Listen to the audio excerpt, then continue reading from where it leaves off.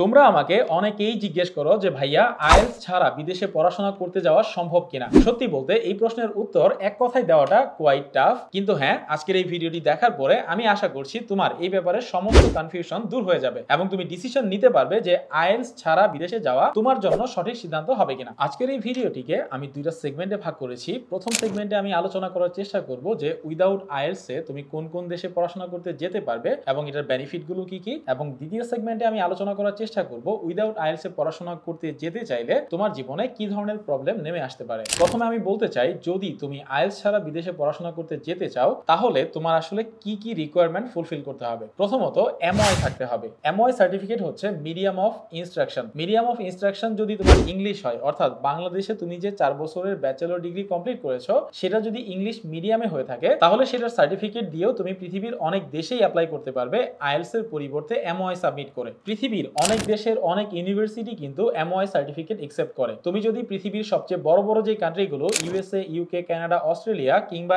ইউরোপের কোন একটা কান্ট্রির কথাও চিন্তা করো, সেক্ষেত্রেও অনেক ইউনিভার্সিটি পেয়ে যাবা যারা এমওআই সার্টিফিকেট অ্যাকসেপ্ট করে। সো যারা এমওআই সার্টিফিকেট অ্যাকসেপ্ট করে তাদেরকে তুমি এমওআই দেওয়ার মাধ্যমে উইদাউট আইএলটিএস ও অ্যাপ্লাই করতে পারো। দ্বিতীয়ত যে ব্যাপারটি নিয়ে কথা বলতে চাই সেটা হচ্ছে অন্য কোনো ইংলিশ প্রফিসিয়েন্সি টেস্ট। তোমাদেরকে জানিয়ে রাখতে চাই যে পৃথিবীতে আইএলটিএস কিন্তু একমাত্র ইংলিশ প্রফিসিয়েন্সি টেস্ট না, এর বাহিরেও বেশ কিছু জনপ্রিয় ইংলিশ প্রফিসিয়েন্সি টেস্ট রয়েছে। এদের মধ্যে ডুওলিঙ্গো, পিটি, ওআইটিসি, টুয়েফল কিন্তু উল্লেখযোগ্য হারে মানুষজন পরীক্ষা দিচ্ছে। সো তুমি যদি আইএলটিএস পরীক্ষায় অংশগ্রহণ করে নাও থাকো, আইএলটিএস পরীক্ষার কোনো একটা ভালো স্কোর তোমার কাছে যদি নাও থাকে, অন্য কোনো ইংলিশ প্রফিসিয়েন্সি টেস্ট দেওয়ার মাধ্যমেও তুমি কিন্তু বিদেশে পড়াশোনা করতে পারবে। তৃতীয়ত উইদাউট আইএলটিএস এ যেভাবে পড়াশোনা করতে যাওয়া যায় সেটা হচ্ছে প্রি সেশনাল ইংলিশ কোর্স। অর্থাৎ তোমার যদি ইংলিশ কোনো একটা প্রফিসিয়েন্সি টেস্ট দেওয়া থাকে বাট স্কোর কম, তার মানে মিনিমাম যে রিকোয়ার্ড স্কোর সেটা তুমি ফুলফিল করতে পারো নাই, তখন তোমাকে ইউনিভার্সিটি কখনো কখনো 6 থেকে 1 বছরের একটা pre sessional English course offer করবে, যেটা করার মাধ্যমে তুমি তোমার ওই গ্যাপটুকু পূরণ করতে পারবে। চতুর্থত আরেকটা সলিউশন হচ্ছে,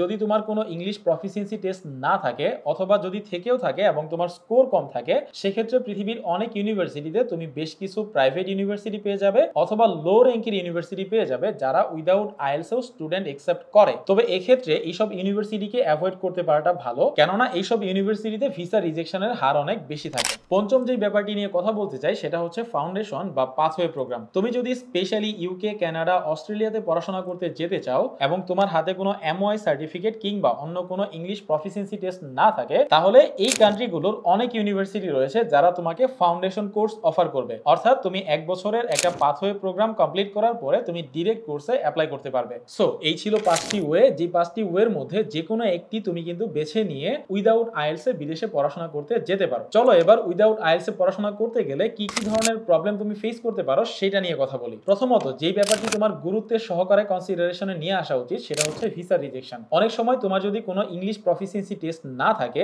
এবং এম্বাসিতে ভিসা অফিসার এটা বুঝতে পারে বা সামহাও তোমাকে জিজ্ঞেস করার পরে তুমি যদি দেখাতে না পারো, সেক্ষেত্রে তোমার ভিসা না হওয়ার পসিবিলিটি কিন্তু বেড়ে যায়। স্পেশালি ইউকে, কানাডা, অস্ট্রেলিয়ার মতো কান্ট্রিতে তুমি যখন ইন্টারভিউ ফেস করবা তখন তোমার ইন্টেনশনটা ওরা বোঝার চেষ্টা করে। সো তোমার যদি প্রকৃতপক্ষে বিদেশে যাওয়ার ইন্টেনশন থাকতো তাহলে তুমি ইংলিশ প্রফিসিয়েন্সি কোনো একটা টেস্ট দিয়ে আসতা। যেহেতু তোমার কোনো ইংলিশ প্রফিসিয়েন্সি টেস্ট নাই, সো তোমার ইন্টেনশনটা সবসময় অথেন্টিক নাও হতে পারে। এক্ষেত্রে ভিসা রিজেকশনের হার অনেকাংশে বেড়ে যেতে পারে। দ্বিতীয়ত যে ডিসঅ্যাডভান্টেজ নিয়ে কথা বলতে চাই সেটা হচ্ছে ভালো র্যাঙ্কের ইউনিভার্সিটি খুঁজে না পাওয়া। যদি তোমার কাছে আইএলটিএস বা অন্য কোনো ইংলিশ প্রফিসিয়েন্সি টেস্ট না থাকে তাহলে তুমি খুব বেশি অপশনই খুঁজে পাবা না যেখানে তুমি উইদাউট আইএলটিএস এ অ্যাপ্লাই করতে পারো। কেননা কোনো একটা পার্টিকুলার কান্ট্রির খুব কম ইউনিভার্সিটি থাকে যারা এমওআই বা অন্য কোনো ইংলিশ প্রফিসিয়েন্সি টেস্ট অ্যাকসেপ্ট করে। সো তোমার যদি জেনুইনলি বিদেশে পড়াশোনা করতে যাওয়ার ইচ্ছা থাকে তাহলে চেষ্টা করো আইএলটিএস পরীক্ষা দিয়ে তারপর দেশের বাইরে মুভ করার। তৃতীয় যে প্রবলেমটি তুমি ফেস করতে পারো সেটা হচ্ছে কোনো একটা পার্টিকুলার দেশে তোমার যদি ভিসা হয়েও যায়, তুমি যদি পড়াশোনা করতে চলেও যাও, সেক্ষেত্রেও সেই দেশে যাওয়ার পরে একে তো সেই দেশের লোকাল ল্যাঙ্গুয়েজ তোমার বুঝতে অসুবিধা হবে কারণ তুমি ওই দেশের নেটিভ না।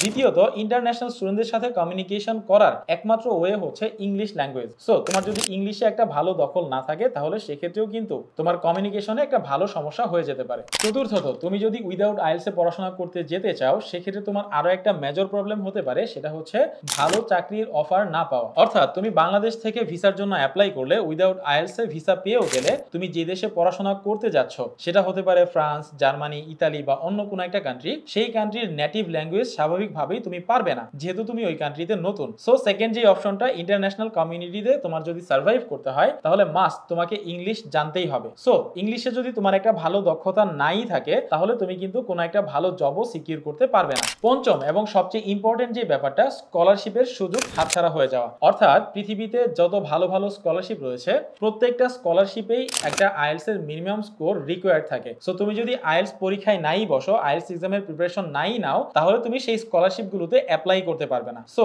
তোমার যদি একাডেমিক ব্যাকগ্রাউন্ড অনেক বেশি ভালো থাকে, শুধুমাত্র আইএলটিএস স্কোর না থাকার কারণে এই ধরনের স্কলারশিপ অপরচুনিটি তোমাকে মিস করতে হবে। এই ছিল টোটাল পজিটিভ এবং নেগেটিভ 10টি কারণ, যেই কারণগুলো কনসিডারেশনে আনলে তুমি খুব সহজেই বুঝতে পারবে যে উইদাউট আইএলটিএস এ বিদেশে তোমার পড়াশোনা করতে যাওয়া উচিত কিনা। তবে আমাকে যদি পার্সোনালি জিজ্ঞেস করো, আমার পার্সোনাল অপিনিয়ন হচ্ছে উইদাউট আইএলটিএস এ বিদেশে পড়াশোনা করতে যাওয়াটা মোটেও উচিত না। তবে হ্যাঁ, কোনো একটা বিশেষ কারণে যদি তোমার হাতে আইএলটিএস এর প্রিপারেশন নেওয়ার ইনাফ টাইম না থাকে বা অন্য কোনো কারণে আইএলটিএস এর প্রিপারেশন নেওয়ার সুযোগ না থাকে, সেক্ষেত্রে তুমি অবশ্যই এই অপশনটি বেছে নিতে পারো। তবে আমার পার্সোনাল অপিনিয়ন হচ্ছে যদি তোমার হাতে সময় এবং সুযোগ থাকে তাহলে অবশ্যই আইএলটিএস এর প্রিপারেশন নাও। যদি আইএলটিএস এর প্রিপারেশন নিতে নাও পারো, অন্য কোনো একটা ইংলিশ প্রফিসিয়েন্সি টেস্টের প্রিপারেশন তোমার নেওয়া উচিত। এক্ষেত্রে তোমার ভিসা পাওয়ার পসিবিলিটি কিংবা স্কলারশিপ পাওয়ার পসিবিলিটি যেমন বাড়বে, একই সাথে তুমি যে দেশে পড়াশোনা করতে যাবা সেই দেশে একটা ভালো কেরিয়ার বিল্ড করার পসিবিলিটিও কিন্তু বেড়ে যাবে। তো এই ছিল আজকের ভিডিও, দেখা হচ্ছে পরের কোনো ভিডিওতে। ততক্ষণ ভালো থাকো, আল্লাহ হাফেজ।